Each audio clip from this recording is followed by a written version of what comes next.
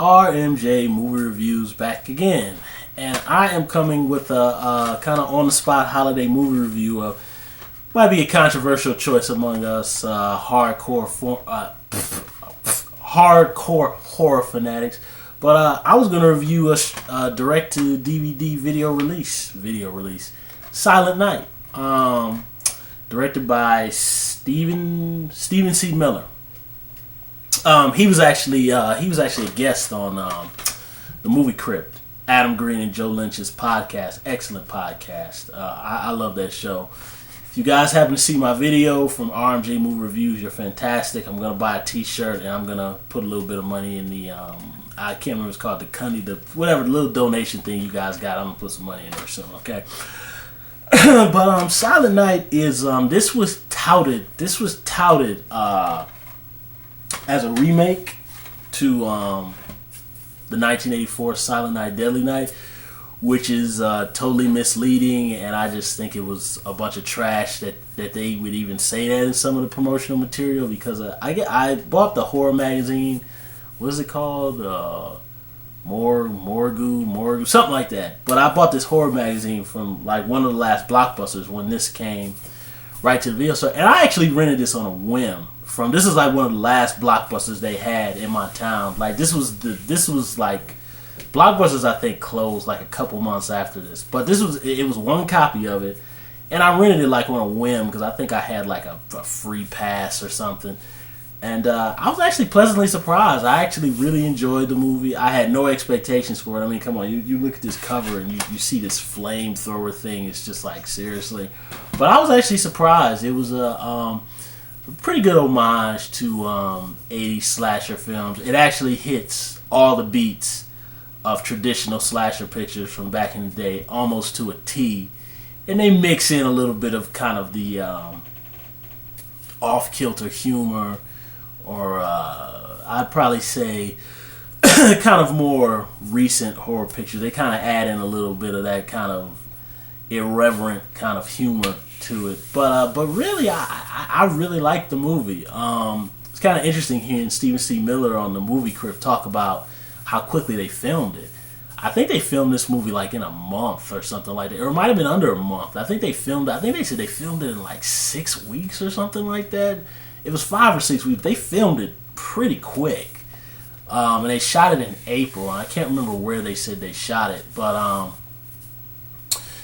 going back to it's supposed to be a remake of Silent Night, Deadly Night. The only way these movies even relate is the fact that you got somebody in a killer Santa Claus costume. That's about it. Outside of that, I mean, they're two totally different kinds of slasher movies. I think Silent Night, Deadly Night from 1984 is more of a I don't know if I could use a tragic horror picture, and kind of the first 2/3 or the first and second act of that movie is totally dedicated to setting up the psychological profile of how this guy becomes a killer Santa Claus, and it's played pretty straightforward until the killing starts. This Silent Night is more of just a goofy, straightforward, just hack and slash. And the body count in this movie is much higher than in the original Silent Night, Deadly Night. Or maybe this movie started out as a remake and it just kind of became what the movie is now. But I'm glad that it's not a remake of the original Silent Night, Deadly Night. It's a totally different movie. But on that level, I really enjoy it. Malcolm McDowell pops up in the picture. I think Jamie, what's her name? Jamie, is it King? Yeah, Jamie King, she was in Mother's Day and the Mother's Day remake, and she's been in some other stuff too. She's really good. I can't remember the guy's name from Blade, the one who Blade chopped his arm off and pushed his head up against a subway train. That guy's in it too. And all the actors play their parts the way they're supposed to be played. Really, I think what I like about this movie is not only is it a very good traditional slasher picture, body count is high, really good gore, it's got boobs. There's one scene, I'm going to talk about that in a minute, but I really like the cinematography in this movie. The fact that this was shot in April And according to Joe C. Miller, there wasn't even really a lot of snow. So I think obviously, like the original Halloween, they had to hide the fact that it wasn't the time of the year that the movie is supposed to take place in. And they really did it like there's kind of this tintish, bluish kind of cinematography that the movie has. I really like that look.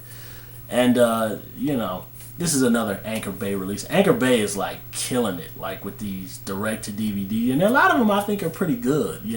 If you're looking for this kind of movie, the average movie viewer would really typically hate a movie like Silent Night. But I love slasher pictures of the '80s. I grew up on them. I used to rent them from the video store and watch them on cable. So I really enjoyed this picture. And on top of that too, I rented it on a whim, just because there was nothing else to rent. But it's a fun picture. It's a really fun picture. And I like the fact that they're really ballsy with the kills. I mean, the kills in this, a little girl gets one of them cattle prods or whatever it is. She gets electrocuted, and then she gets impaled with a fireplace poker. And I think the girl's like 12 or 10 or something like that, which is always nice to do to a foul-mouthed 10-year-old is, electrically shock her and have vomit come out of her mouth, and then, stick her with a fireplace poker. That's what should happen to all foul-mouthed 10-year-olds. And the one in particular, the gag that'll probably stand out, is where a porn actress gets her leg severed, and then she gets... Keep in mind, she's in her pantyhose when this happens, no bra, and so she's naked in panties, and then she gets thrown into a wood chipper, which is always a very tasteful way to kill a porn star. That's kind of the only questionable scene in the movie where I was kind of like, okay, and the way it's played, it rides that line of kind of like, okay, this is a goofy horror movie, but I don't know, it kind of pushed the line a little bit for me. I think that scene, maybe they could have left that one out. But the fact that they had the balls to even do it, they must be given credit for that, because it's nasty. It's very nasty. That's kind of the only scene where I was just kind of like, maybe they should have left that one out. But they had the balls to do it, so props to you guys for having no taste. We all know these movies need to have lack of taste. That's what makes them good. But like I said, it hits all the beats. Has a lot of really good gory deaths. Of course, they've got this two throwaway scenes that are homages to Silent Night, Deadly Night 84, which is you got the catatonic grandfather who pops out the blue and goes, "You better watch out, Christmas is scary," which that scene is totally pointless. I just don't even think it should have been in there. It was not played well. It didn't have anything to do with the rest of the story. It was just shouldn't have been there.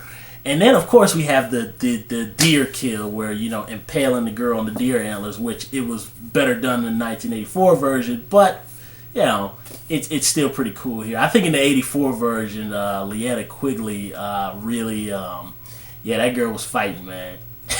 When he picked her up in the air, that girl was putting up a fight, man. Kind of in this version here, she said, "Oh, please stop, don't. No, but still, nevertheless, they put an homage to it, so it's good. And that's actually one of my favorite scenes, and that's my favorite scene in the whole movie is where like she's trying to figure out how her boyfriend. She was like, "How are you there when you ended up here?" And then he walks outside the door, and he's like, "Everything's cool." And then like the killer is behind the door. I genuinely thought that was a good gag. That one genuinely surprised me when I first saw it because I didn't see that one coming.